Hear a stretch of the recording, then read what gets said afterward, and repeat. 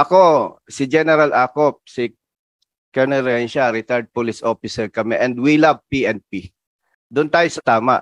So please, wag mo akong galitin. Sagutin mo ako ng totoo. 30 years and 5 months in the service o to, sa serbisyo. Kayo, ilang taon na kayo sa serbisyo? 13 years, Your Honor. 13 years. Hindi naman ako magyabang. Papunta pa lang kayo, pauwi na ako. Huwag naman ganun. Sisirain natin yung kinabukasan ng isang tao na wala namang kasalanan talaga. Ang mabigat, siyempre, poproteksyonan mo yung mga kasamahan, poproteksyonan mo yung mga kabaro. But we have to make things right. Pag mali, mali.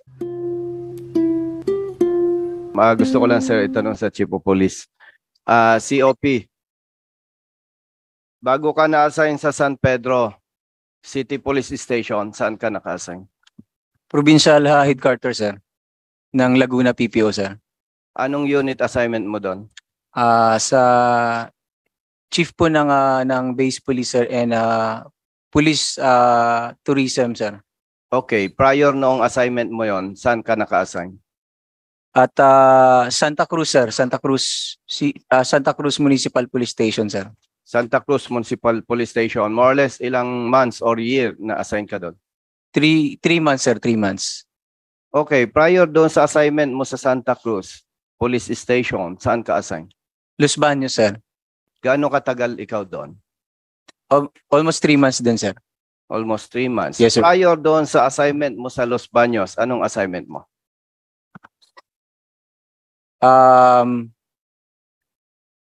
Sa PMFC po, sir. PMFC, Yes, sir. gera yon, di ba? Panggera yon.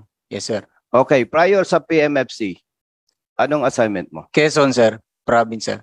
Anong assignment mo sa Quezon Province? PMFC also, sir. Gera pa rin yun. Yes, sir. Prior doon sa assignment mo sa Quezon Province, PMFC, anong assignment mo?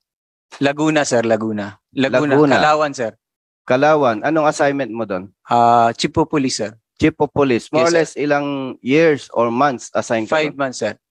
5 months. Yes, sir. 5 months. Oh, sige, Kalawan. Kalawan Police Station, Laguna. Sa 1 month period, 1 week period, doon sa experience mo sa Kalawan, Laguna, ilan yung accomplishment mo sa anti-illegal drugs?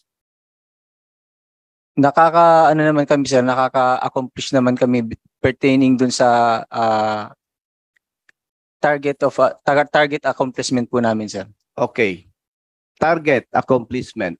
More or less, ilan ang target ninyo sa Kalawan, Laguna?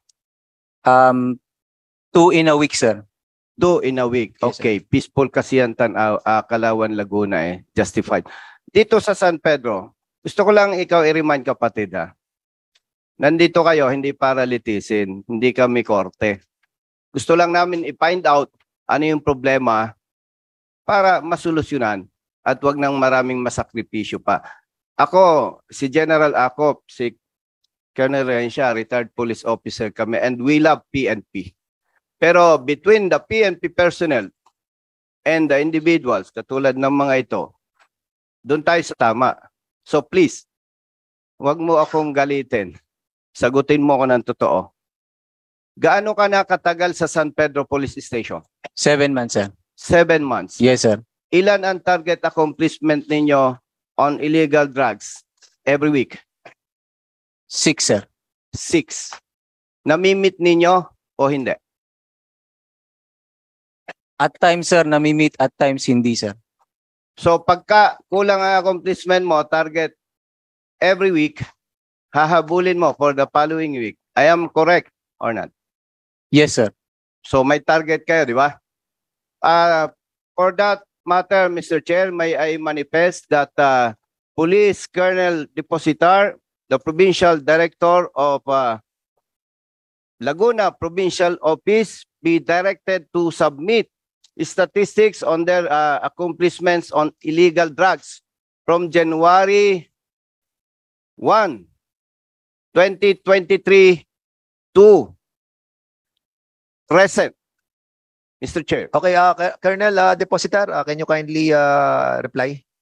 Mr. Chair and our honorable esteemed congressman, Yes, we will comply with your instructions to submit the drug accomplishment reports of Laguna Police Provincial Office covering the period of January 1, 2023 up to present. Mr. Chair, nabanggit ko lamang po ito. Kasi po, very clear. Natutuwa nga po ko si General Acop, Honorable Representative Acop of Antipolo City. And na-call yung attention ko po kasi during the previous hearings, meron po siyang resolution na kapareho po nito.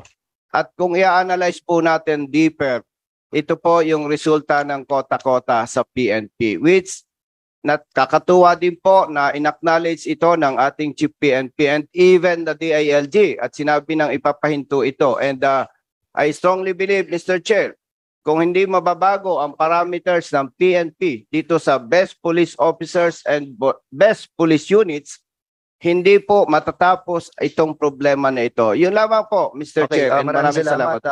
Congressman Bosita. Pasensya na po kayo kung kami po nagiging masyadong sentimental or tumataas ang aming presyon sa mga ganitong klase ng issue dahil nga kami po ang binubutiktik ng ating mga kababayan that we have to listen to them as well.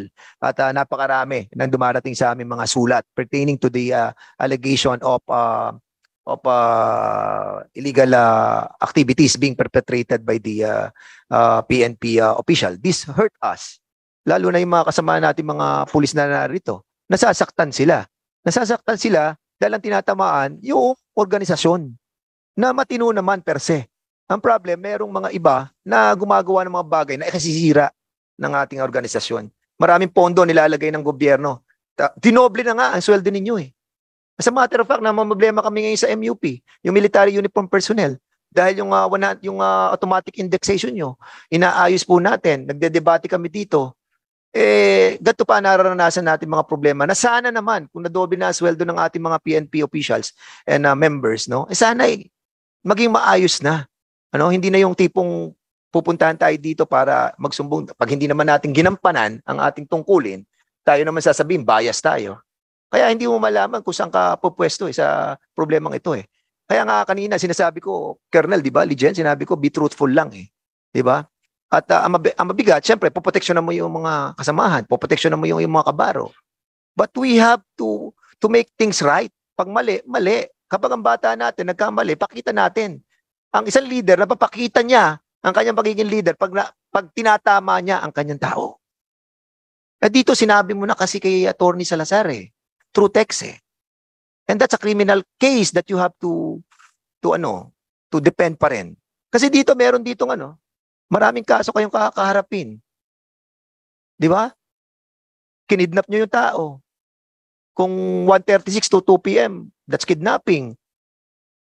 Ninakaw niyo yung bike, that is robbery. Ang daming kaso na pwede niyong kaharapin dito. Physical injuries. Di ba?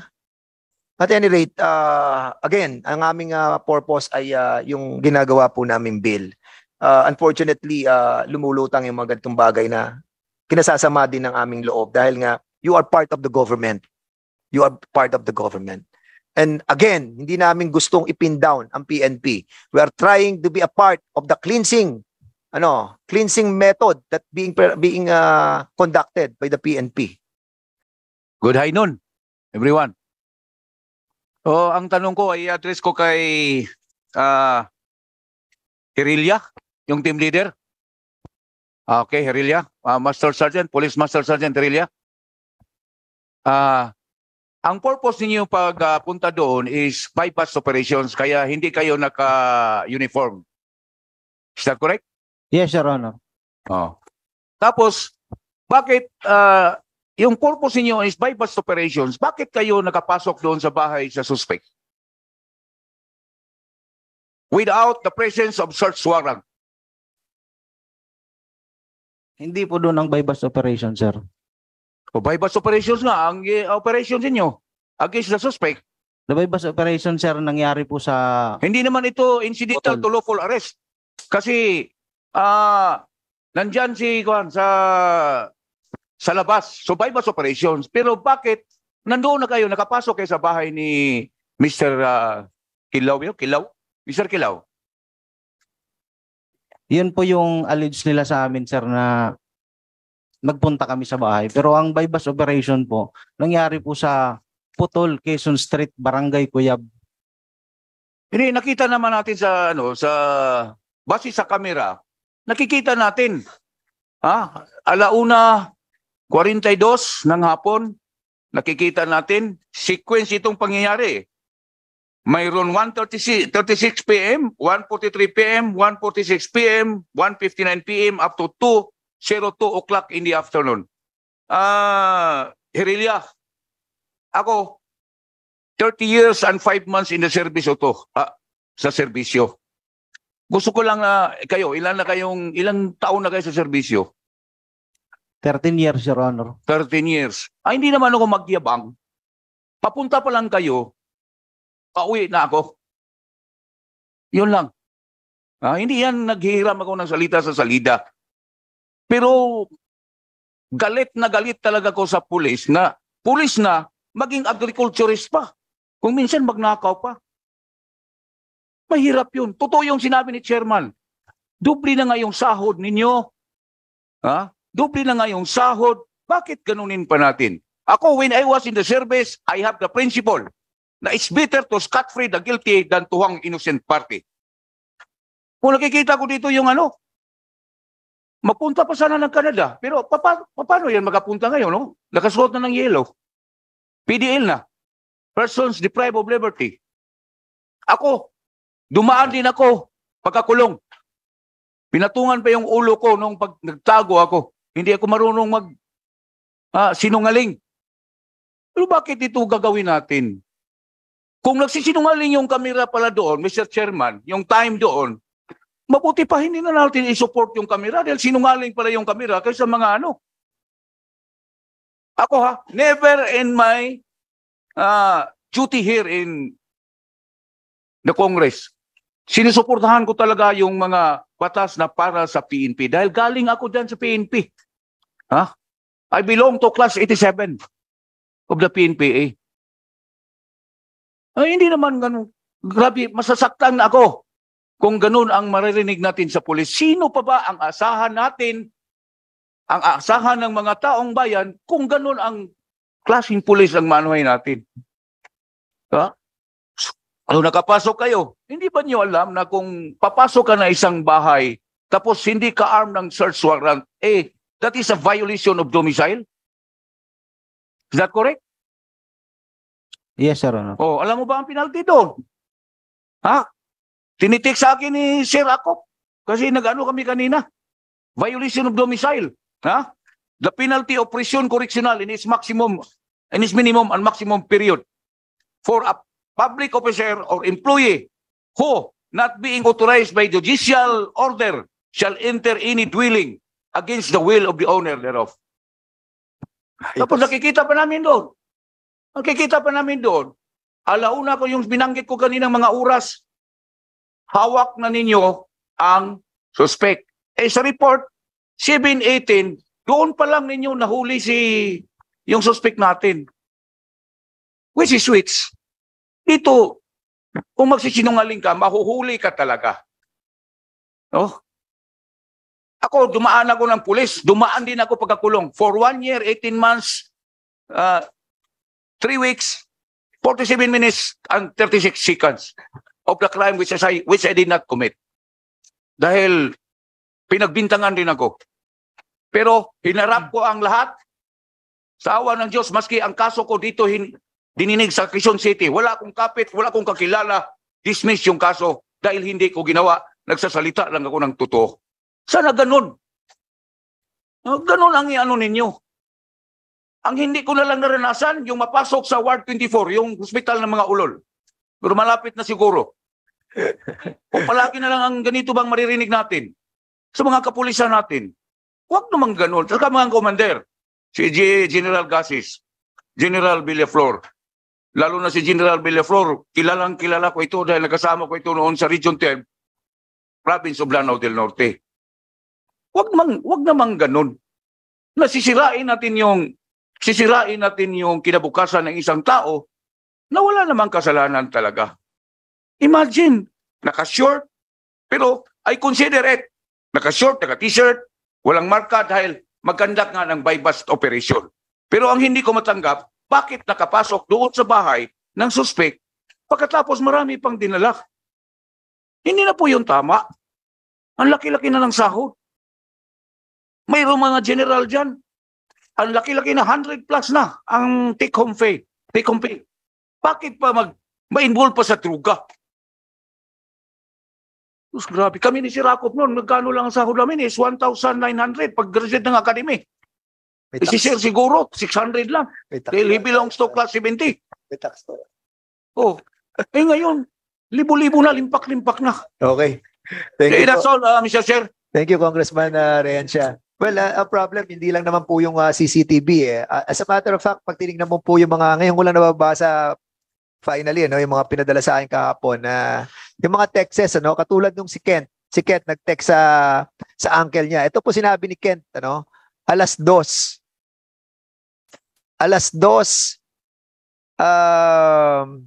ng hapon, 2:20.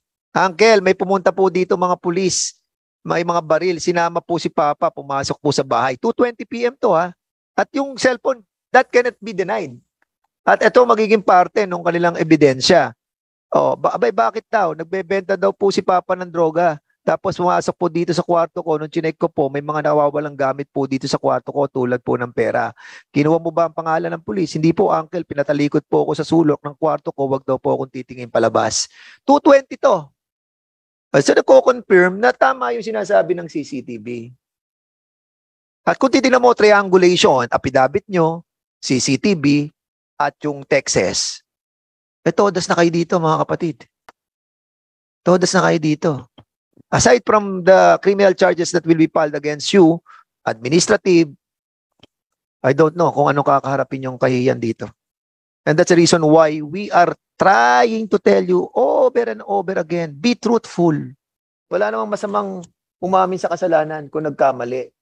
Di ba? Pero yung suspect, victim, na ipakulong mo ng walang kasalanan, yun ang pinakamabigat niyong ginawa. Sinira niyo yung kinabukasan ng bata. At ito yung may mga CCTV. Ito yung mga may texts. Papaano yung walang ganito?